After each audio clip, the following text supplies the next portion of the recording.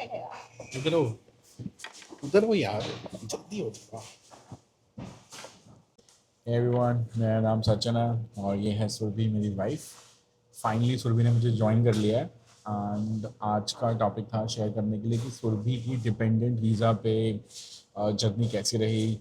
Visa experiences तो I think sorted थे, हम दोनों के साथ साथ थे तो उसमें कुछ फीडबैक है नहीं। बट हाँ, जॉब ढूंढना, फाइनली यहाँ का ATS क्रैक करना which is applicant tracking system, and then उसके बाद कैसे कम्यूट चल रहा है, कहाँ पे रह रहे हैं, कितना ट्रैवल करना पड़ता है, यूके का वर्क कल्चर कैसा है, it's really worth it. And ठीक है, वहाँ से स्टार्ट करते हैं। व्हाट डू यू से? Alright, just starting with that, let's go. अरे बात करनी है, कॉफी नहीं पीनी है। ये थोड़े दूसरे माहौल में पहुंच गई थी मुझे लग रहा है। वहाँ कॉफी के बाद जाते हैं। ओके चलो ठीक है, हम स्टार्ट करते हैं पहले। सो सुरभि, टेल अस कि एक तो इतनी जगह ढूंढी है ना इसने, पॉडकास्ट वाली फील ही नहीं आ रही। अच्छा सर, तो पहले आप बताओ कि ना, जब आपको लगा कि अब आपको यहाँ जॉब ढूंढनी है तो what was the first thought, because you are on dependent visa. आपने लोगों से क्या क्या सुना था कि इतना टाइम लगता है, ये लगता है, ऐसे रेज्यूमे से स्टार्ट करो।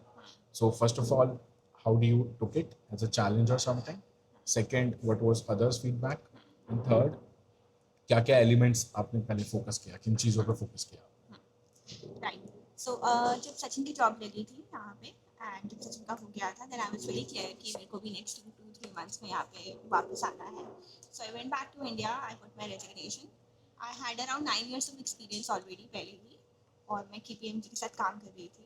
सो मैं इंडिया वापस गई, I put my resignation and then I started focusing on कि मेरे को जॉब कैसे यहाँ पे लेनी है। So first of all, I had a bit of conversation with some of the people, like Sachin की फ्रेंड है, वो यहाँ पे ऑलरेडी स्कॉटलैंड में रहते थे, तो उनसे हमने बात करी थी एंड मुझे आइडिया लग गया था कि शी टोल्ड मी कि it's very difficult to crack a job here. Honestly it's not that easy, because India में क्या होता है, we have multiple opportunities, multiple jobs होती हैं, तो ईजी होता है वे क्रैक करना। लेकिन यहाँ पे क्या है, यहाँ पे कम जॉब्स निकलती हैं, तो उन जॉब्स में आपको कैसे आप क्रैक करोगे। And these people are very much focused on the things कि ऐसा नहीं है कि आपको इंडिया में क्या होता है कि आपको 10 स्किल्स आनी चाहिए एक जॉब के लिए, राइट। यहाँ पे ऐसा नहीं होता। यहाँ पे if they are asking for a data engineer, they are only asking for a data engineer, they are not asking, they are not interested if you know power BI, if you know BI thing, if you know data scientist thing, From data engineer they will ask such things as well. they'll only see कि आप कितना experience है आपको data engineering profile में, या how well you are in as a data engineer. यहाँ पे they just focus on your They core focus on skills, your core whatever skills. we are, whatever we need and whatever you are bringing forward.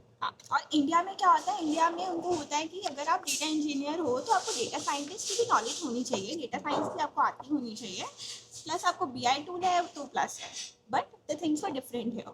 सो पहले तो मैंने understand करा कि यहाँ की job market, like I am a data engineer, तो मैंने understand किया कि यहाँ की जॉब मार्केट डेटा इंजीनियर के लिए कैसी है। लिंक्डइन पे जाके मैंने ट्रैक करा कि कितनी जॉब्स निकली हुई हैं, what are the requirements that they are asking for. LinkedIn से स्टार्ट करा आपने, पहले JDs को एनालाइज JDs करा को basically. मैंने एनालाइज करा एंड वहाँ से I got to understand these are the requirements, these are the skills that they are asking for. अब सेकेंड थिंग जो यहाँ पे बहुत इंपॉर्टेंट होती है कि इनका रिज्यूमे जो Format? सिलेक्शन होता है, Selection. रिज्यूमे का जो सिलेक्शन होता है वो थ्रू अ कंप्यूटर सिस्टम होता है। Any HR is not actually analyzing your resume, or the people from your team are not gonna analyze your resume.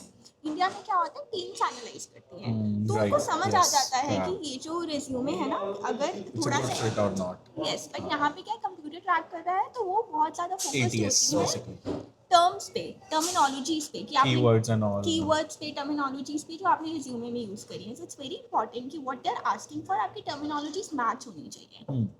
Because there's a way, matlab, you can say it was the work you have done, while on resume it might be more like, you know, the strategic initiatives that you took. So वो language समझ रहे हो, वो एक kind of है ना, that's the keyword. It's not about, you know, spamming the resume, but it's more of presenting your way in a way the ATS would understand. Yes.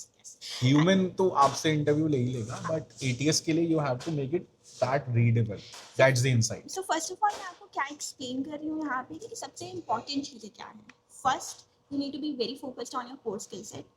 Number 2 is you need to be very sure कि आप resume में क्या put in कर रहे हो. आपको यहाँ पे हर जॉब के अकॉर्डिंगली भी अपना रिज्यूमे एडिट करना पड़ेगा, उनके कीवर्ड से मैच करना पड़ेगा. Then you have to apply. ये नहीं कि एक ही रिज्यूमे बना लिया वही आपने 15 जॉब्स पे अप्लाई कर दी. Okay. So majorly we Asians कहाँ पे रिजेक्शन फेस करते हैं यहाँ पे रिज्यूमे सिलेक्शन पे. उसका रीजन क्या होता है कि हम एक रिज्यूमे बना लेते हैं और हम लोग 100 जॉब से वही पोस्ट कर देते हैं. But guys this doesn't work here. आपको हर एक रिज्यूमे हर एक जॉब के हिसाब से एडिट करना पड़ेगा and then you have to apply. तो ये तो शुरू हो गई, मतलब कि एक जेनेरिक गाइडलाइन आई थिंक किसी भी कंट्री की. यस वो तो I think same. UK specific जो चीज़ें हमने करी आपके रिज्यूमे में, इफ यू रिमेंबर, हमने यूके का फोन नंबर यूज किया. फॉर्मेट तो ठीक है, I think it's gonna be so standard. It's very important, but Okay. what Format happens is also. She says why I'm saying so because I cracked my job in 3 months, not within 3 months. 14th July को I landed to India और मुझे लगता है कि मैं 3rd October को यहाँ पे आई थी. उससे पहले ही God's grace, yeah. उससे Touch wood पहले कर लो, touch wood, I touch got wood. my job. अभी प्रोबेशन ही है. हाँ. Touch wood कर लो. So 3 महीने से पहले ही हमारे पास जॉब थी. वो जॉब कैसे थी? क्योंकि मैंने लोगों की गलतियों से सीखा कि उन्होंने क्या गलतियां करी हैं, वो गलतियां मुझे नहीं वो करनी नहीं है. And what can be the possible solution for it. Yes. सो तो अगर मैंने उनकी गलतियों से सीखा और मैंने with in 3 months job crack करी, तो मेरी आपको भी मैं अपनी 1-2 गलतियां बताऊंगी, उससे सीख के आप और शायद 1 optimize कर महीने में सकते कर सको. So what I thanks no. To our also the friends I reached out to during this time. Of course because मेरी कॉलेज के एक फ्रेंड थी, बाकी I met a few locals here after moving there. तो सबने कुछ ना कुछ टिप दी. जैसे Yes, somebody yes. gave us a tip Yes. that Yes. use UK phone number and UK address, Yes. which is a genuine thing, right? You're not, again, it's not a spam, it's the way. Right. Then you should, तो अगर आपकी wife India में है, आप यहाँ पर रहो, जैसे सुबह का केस था, and also she was trying it from a lot of other angles, from her own organization as well, या and then outside also you have to depend on a lot of things. तो eventually किसी ने कहा number ले लो. Number से क्या होगा ना कि आपको तो व्हाट्सएप कॉल तो बंदा कर ही सकता है, बोल दो for that time period I am travelling, but and you just understand या दैट. Of course. सबसे पहले तो इम्पोर्टेंट ये आपने उनको ये नहीं बताना कि आप इंडिया में ही हो और आप अभी आओगे यूके. बिकॉज कि अभी प्लान करोगे. हाँ, बिकॉज इससे ना उनको आपकी Stability. कॉन्फिडेंस नहीं आता उनको आप पे कि मे बी आप आओ, मे बी आपके प्लान चेंज हो जाए. सो they will not feel like trusting you. So it's very important that you tell them कि I'm already living in UK Yes. and I'm traveling to India. Certainly अभी मैं India में हूँ because For of a some short family period. reasons or some travel reasons, right? And you have to say like that. और फिर आप अपना जो UK का नंबर दो वहाँ पे. फॉर्मेट आपका रिज्यूमे का यूके का होना चाहिए. Again why I am saying so because it's ATS system. उनको लगेगा यूके का फॉर्मेट नहीं है, उसको कंप्यूटर को पल्ले नहीं पड़ेगा आपका right. रिज्यूमे में लिखा क्या है एंड रिजेक्शन हो जाएगी. जो डिफाइन कर रहा है ATS एप्लीकेशन Yeah. में रिज्यूमे, तो Of course. ऑब्वियसली उस कंट्री स्पेसिफिक चीज़ें आई थिंक वो आ ही जानी है. Right. तो yes, format Yes. Is. And then इसके अलावा कुछ और किया था हमने कि मेक इट UK वर्दी.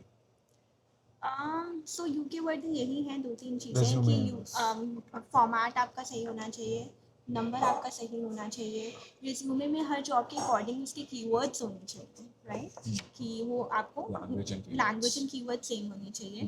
तो this 3-4 things you should be very much like sure of before applying. और वन थिंग कि पहले 15 दिन ना guys just apply on everything to see. ठीक है, मेरे हिसाब से मैंने दिन की 50 जॉब्स अप्लाई करी होंगी and I did that for around 1 month and I was not getting any reply. एक महीने तक, maybe 60 days, maybe 70-80 days मेरे को कोई रिप्लाई नहीं आया. I also got disheartened कि पता नहीं रिप्लाई आएगा कि नहीं आएगा. But then मेरे को एक साथ ही आई थिंक 3-4 जगह से जॉब की मतलब मेरे को आया कि they want to have an interview, they want to have a round. तो वहाँ से मेरा कॉन्फिडेंस बूस्ट हुआ कि सही टाइम पे अप्लाई करते रहो बस. सो इनिशियली आपको बस अप्लाई करना है, आपको ज़्यादा दिमाग नहीं यूज़ करना है कि रिस्पॉन्स आ रहा है नहीं आ रहा है, डिसहार्टेंड नहीं होना है. Just need to apply and अपनी कर्म तैयारी किए जाओ, फल की इच्छा मत पे करो. फोकस रखो और अप्लाई करते रहो. डेफिनेटली होती है. एक क्वेश्चन और है यहाँ पे. तो एक चीज़ बड़ी कॉमन थी, ये भी प्रॉब्लम थी कि यूके का एक्सपीरियंस इतनी बायस रहता है ना कि यार यूके का एक्सपीरियंस कितना, किसी कंट्री में जा रहा है तो उस कंट्री का, जैसे इंडिया में ओवरसीज एक्सपीरियंस की बहुत वैल्यू है, लेकिन यूके में overseas I don't think so that much. क्योंकि वो बोलते हैं यूके का बताओ यार हमें, यूके का एक्सपीरियंस क्या है. तो उस चीज़ को कैसे ओवरकम करा, हाउ डिड यू प्रोजेक्टेड, और रिज्यूमे में क्या चेंजेस करे हमने. सो मैं आपको एक चीज़ बताऊँ, मुझे ऐसा पर्सनली लगता है कि 70% ऑफ वी इंडियंस, हम लोग बिकॉज एमएनसीज पे काम करते हैं, either we are working with US market और विद यूके मार्केट। समहाउ कोई ना, हम हमेशा मतलब कहीं ना कहीं से किसी ना किसी तरीके से हमारे क्लाइंट होते ही हैं यूएस एंड यूके वाले। So you have to place it very well in your resume that you have worked with US and UK market, and अगर आपने काम नहीं भी करा then that's not a big deal, just write it that you have worked, Right. है ना। So आप आपने basically, प्रोजेक्ट इस तरीके से करना it's है, just payroll का difference है, आपने that's बस it, and प्रोजेक्ट इस तरीके location. से करना है कि आपने यूएस मार्केट के साथ काम Obviously, किया है या and यूके and मार्केट के साथ काम किया है। and that's what we as Indians actually do. So it's not just कि ना यार इंडिया में बैठे हो तो इंडिया का एक्सपीरियंस है, नहीं भाई, इंडिया में बैठे हैं तो दुनिया का एक्सपीरियंस है, बिल्कुल राइट? बिल्कुल, हम लोगों के पास दिमाग है। हाँ, India is like I think the second most English speaking country in the world. हाँ, हाँ, तो we have good hold on English तो अभी तक लैंग्वेज। सीख रहे हैं. इंग्लिश लैंग्वेज हमें आती है, हमें मार्केट का एक्सपीरियंस है, हमें पता है हम लोग बहुत ज़्यादा टैलेंटेड है, मेरे हिसाब से बहुत इंटेलिजेंट है, we very well know our job, तो सब कुछ है हमारे पास। समटाइम्स अगर हमें लगता है कि एक आधी स्किल हमारे पास नहीं भी है, that's fine, you just need to project yourself कि तुम्हारे पास है। What I personally feel is that you should know how to sell yourself in the market, especially when you're coming from a consulting background. वहाँ पे तो every day your client is changed, तो आपको पता होना चाहिए कि उस इंसान को क्या चाहिए, उस हिसाब से आपको उनको देना है। सचिन ने एक बहुत अच्छी बात मुझे कही थी कि इंटरव्यू के टाइम पे ना हमेशा ये चीज़ ध्यान रखो कि तुम्हें अपनी इंटरव्यू अपने अकॉर्डिंग लेके जानी है। तो sometimes you have to feed the person that kind of word कि उनका क्वेश्चन उस पे आए जहाँ पे you already know the answer. So yeah, that is something has been really helpful for me And for me as well. when I was in college vivas, तो पढ़ पढ़ के कुछ जाना नहीं होता था, तो बस लेकिन बोलना बहुत होता था. And you know like if you learn a few communication styles you can instantly talk on few topics. मेरा इंटरेस्ट रहता था थोड़ा थोड़ा इनमें. मैं हिंदी मीडियम स्कूल से था, तो मेरा बड़ा मन करता था यार how to be really fluent in English. तो वहाँ से क्या हुआ कि जैसे for example the answer for something is a b and c, तो आप ए से स्टार्ट करो एंड बी डैश बी का हाईलाइट कर दो उस स्टेटमेंट में, and that would be a technical jargon, right? Simple. And on that thing ना the person will definitely ask a question. So you are actually now leading the conversation without actually directly controlling the person. So it's more of the way you talk, how you read the room, how you understand the person. तो जब भी हम किसी interview में बैठते हैं ना, तो सॉरी इंटरव्यू के बारे में नहीं है बट फिर भी आप जब जॉब के Right. पर्सपेक्टिव में हैं तो इंटरव्यू में बैठ के ना it's not just about you. Of course it's about you, but the other person who's taking the interview is also conscious about it. I should be asking the right questions. Yes, yes, Because yes, other yes. person मतलब अगला क्या सोचेगा, भाई कौन बैठ गया मेरे आगे, हाँ राइट? हाँ हाँ। हुआ होगा कईयों के साथ. तो इवेंचुअली दैट वाज समथिंग कि ना कि रीड द रूम फर्स्ट, कि ना ट्राई टू अंडरस्टैंड कि बंदा कहाँ से आ रहा है, क्या उसका बैकग्राउंड है, आपका इंटरव्यूअर कौन होने वाला है. तो जस्ट लुक फॉर देम कि ना कि यू हैव आइडिया कि अच्छा फाइनेंस से है तो it's more of a business driven, in financial numbers में बात होने वाली है, more critical reasoning. And if it's someone from tech, so I think tech pay it's more of problem solving as well as what logics, and it's more of logical problem solving and technical based interview जहाँ you should know some depth. तो उस background से ना you can always prepare. आज तो GPTs हैं, just learn a few words and how to start your introduction. Add some strategic sentences which you can add in between. That you collaborated with cross-functional teams across the regions, course. and kind of champion the strategy, champion the initiative.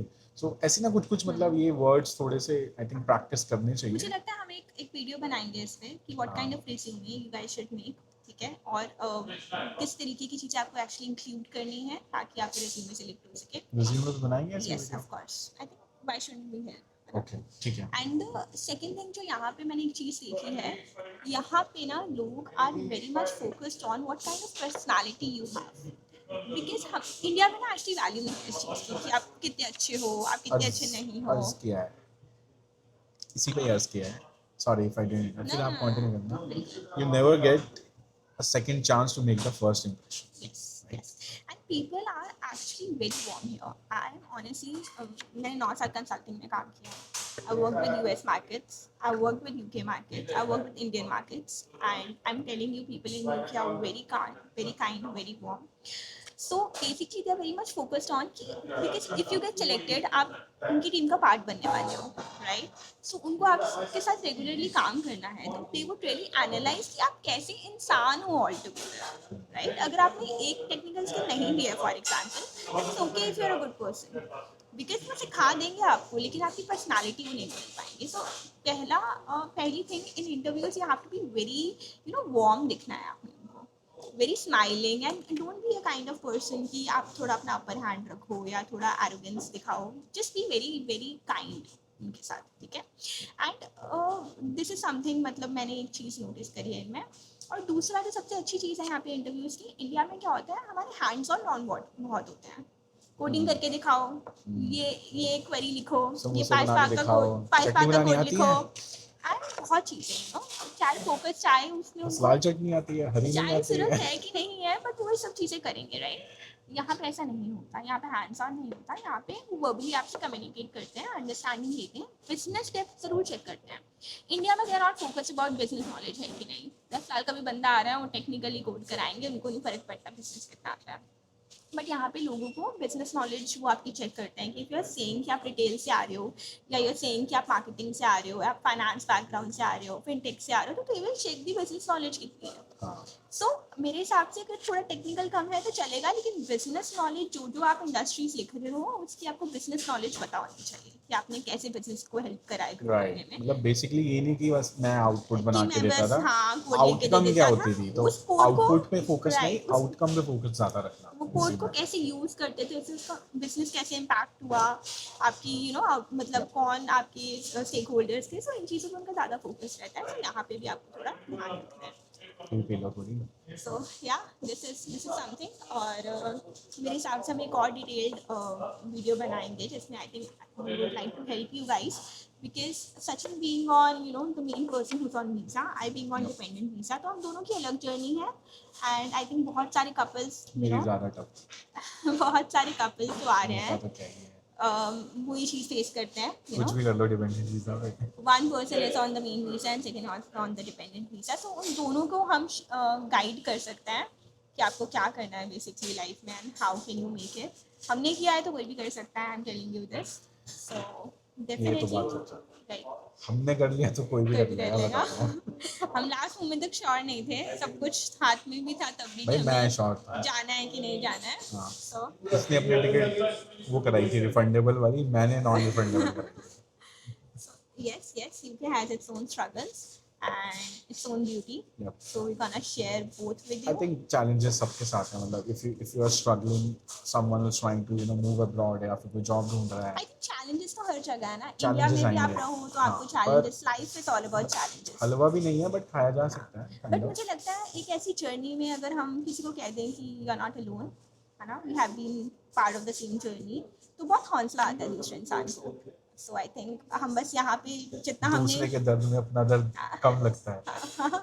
सो हम आपसे अपनी दर्द भी share करेंगे ताकि आप भी हौसला रखो और जो हमने पाया है आप भी पा सको। हाँ, Cheers. cheers to that, bye bye।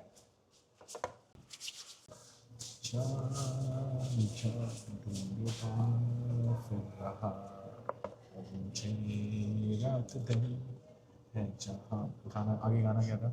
इस पे इंट्रोडक्शन तभी मैं कैरियोके पे नहीं जा पाता, गाने नहीं इस पे गा पाता। इंट्रोडक्शन